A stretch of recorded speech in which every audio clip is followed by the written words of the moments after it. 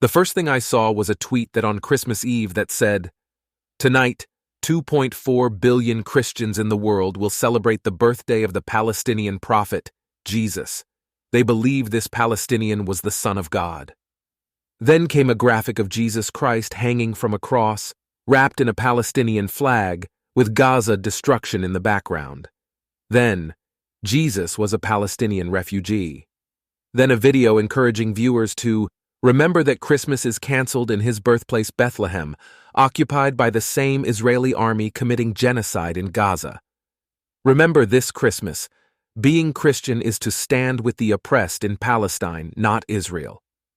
Then U.S. politician and wannabe influencer Alexandria Ocasio-Cortez from New York published a social media post that tried to liken Jesus to the Palestinian people, writing, "In the story of Christmas, Christ was born in modern-day Palestine under the threat of a government engaged in a massacre of innocents. He was part of a targeted population being indiscriminately killed to protect an unjust leader's power."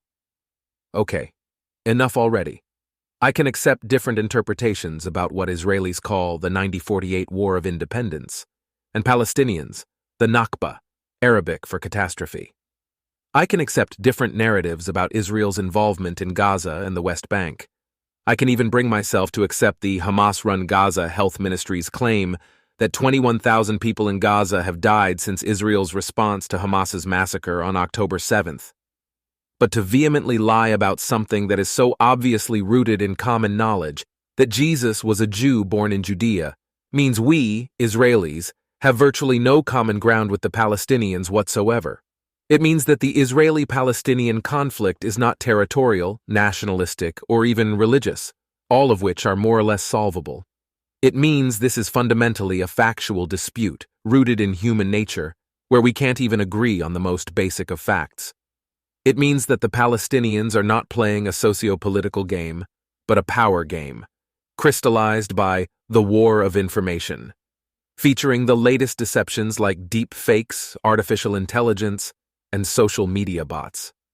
Pro-Palestinian messaging thus gains more traction and popularity among internet audiences, not only thanks to the power of algorithms, but also because it is tailored by language, widened by platform, and conflated with identity politics.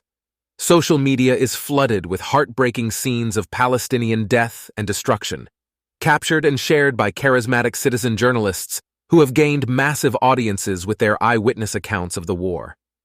Videos and images from the ground have been amplified by Hamas sympathizers and state-affiliated Chinese, Russian, and Iranian accounts. Analysts say that the proliferation of smartphones inside Gaza means that Israel's military operation has generated more real-time exposure than any contemporary war, including the ongoing one in Ukraine. These devices are, for the Israel-Hamas war, what television cameras were in Vietnam, a new medium through which the world is given a proverbial front seat. Accounts tied to China, Iran, and Russia have sought to capitalize on the conflict to spread anti-Western propaganda. For example, Iranian state-linked accounts have glorified Hamas's attack as an act of resistance against a neo-colonial power, and amplified narratives accusing the U.S. of being responsible for Palestinian suffering, according to the Institute for Strategic Dialogue. The think tank also said that Russian and Chinese government accounts have promoted similar content, accusing Western countries of ignoring alleged Israeli war crimes.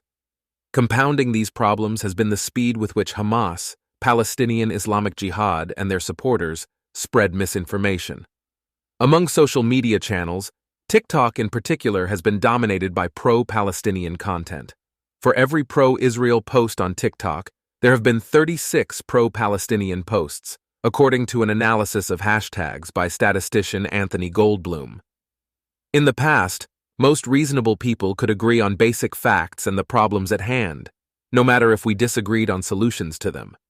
We wouldn't have an issue recognizing that, for instance, Bethlehem is the birthplace of Jesus, and it was 80% Christian under Israeli rule until 1995, when the Palestinian Authority took control of it. Indeed, we know that today, less than 10% of its population is Christian, meaning that under Palestinian rule, the birthplace of Jesus predominantly underwent Islamization. Yet now, in the age of post-truth and alternative facts, the boundary between truths and lies is erased. Facts and related narratives are strategically manufactured, emotions are more important than knowledge, and actors in socio-political arenas have little regard for proof or evidence. As historian Timothy Snyder said, post-truth is pre-fascism. Without agreement about some basic facts, citizens cannot form the civil society that would allow them to defend themselves. If we lose the institutions that produce facts that are pertinent to us, then we tend to wallow in attractive abstractions and fictions. Post-truth wears away the rule of law and invites a regime of myth.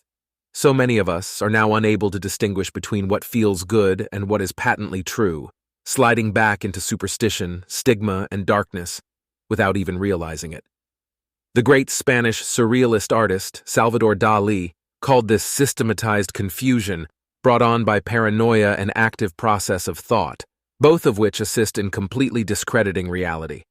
When considering the nature of reality, we are faced with two approaches.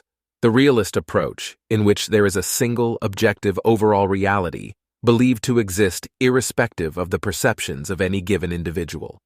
And the idealistic approach, in which it is considered that an individual can verify nothing except their own experience of the world, and can never directly know the truth of the world independent of that. In societies where theocentric religions are dominant, like Palestinian society, the religious understanding of existence is the consensus reality, while the religious worldview would remain the non-consensus or alternative reality in a mainly secular society, where the consensus reality is grounded in science alone, such as in Western societies. This is why different individuals and communities have fundamentally different worldviews, with fundamentally different comprehensions of the world around them and of the constructs within which they live.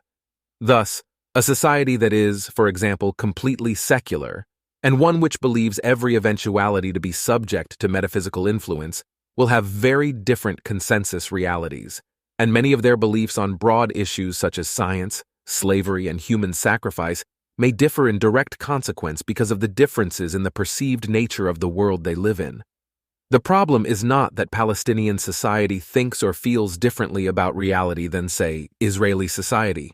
The problem is that Palestinian society, or parts of it, can so easily export their lies-infested worldviews to non-Palestinians across the globe via social media, and get these non-Palestinians to not just believe, but to also disseminate them to their social networks, especially across liberal democracies and their institutions. Disinformation weakens freedom of speech and democracies, since it disrupts people's trust in institutions and the media. Given that democracies can no longer be thought of as political regimes which are legitimized by the mere functioning of institutional formalities, post-truth in the Internet era serves as a space for ideological conflicts and geopolitical power struggles that are reshaping the world order, or at least attempting to.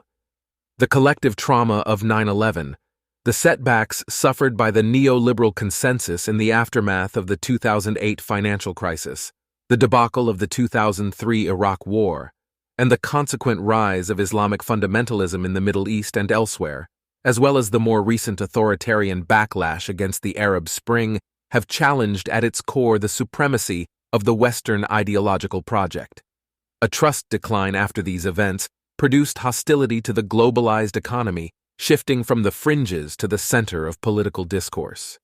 It became commonplace to question an economic system initially presented as a reliable source of rising prosperity that now seemed horribly vulnerable to the whims of its operating elite, which ship jobs overseas and invest in technologies that disrupt long-time industries.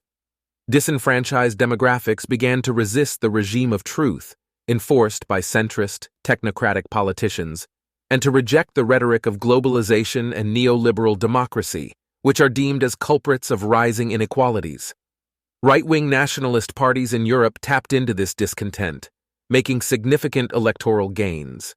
Both at the domestic and global levels, the stability of the neoliberal democratic media and political establishments has been fundamentally challenged by competing and dissenting voices, from the so-called alt-right in the United States to nationalist populism in Europe, which have been amplified and made more relevant by online media ecosystems. The globalist liberal ideological space is on a collision course against a plurality of smaller, yet interconnected ethno-nationalist and conservative ideological spaces empowered by social media.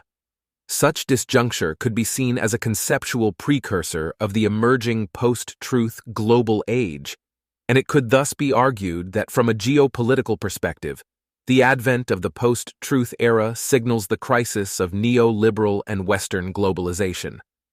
Globalization has its origins in the Enlightenment from the 18th century, which was an attempt to build morality disconnected from faith and religion. Before then, the West was essentially Christendom. But Christendom died, wrote Paul Kingsnorth, a novelist and essayist. If you live in the West now, you are living among its ruins. Many of them are still beautiful, intact cathedrals, Bach concertos, but they are ruins nonetheless. And when an old culture built around a sacred order dies, there will be lasting upheaval at every level of society, from the level of politics to the level of the soul. The vacuum created by Christendom's collapse was filled by the poisonous gas of consumer capitalism, which led to the internet, which led to the rise and proliferation of our post-truth world, which leads to such absurd claims like, Jesus was Palestinian. I'm not Christian, but I am a subscriber to truth, and thus deeply disturbed by certain Palestinians and certain of their supporters trying to rewrite Jesus' story as if it's some trivial, irrelevant attempt at mere fun and games during what could prove to be a game-changing Israel-Hamas war, both for each party, their allies, as well as for the region. Yet we know why these Palestinians and their supporters are uncomfortable with Jesus' actual beginnings. Acknowledging that he was a Jew means acknowledging Jews lived in Judea thousands of years ago, which means acknowledging Jewish indignity way before Arabs from Arabia migrated to and Arabicized the Levant. Ultimately, this means acknowledging Jewish rights in this land, a big turnoff for Jew haters, anti-Zionists, and terrorist sympathizers. Hence, Jesus was Palestinian and history doesn't matter.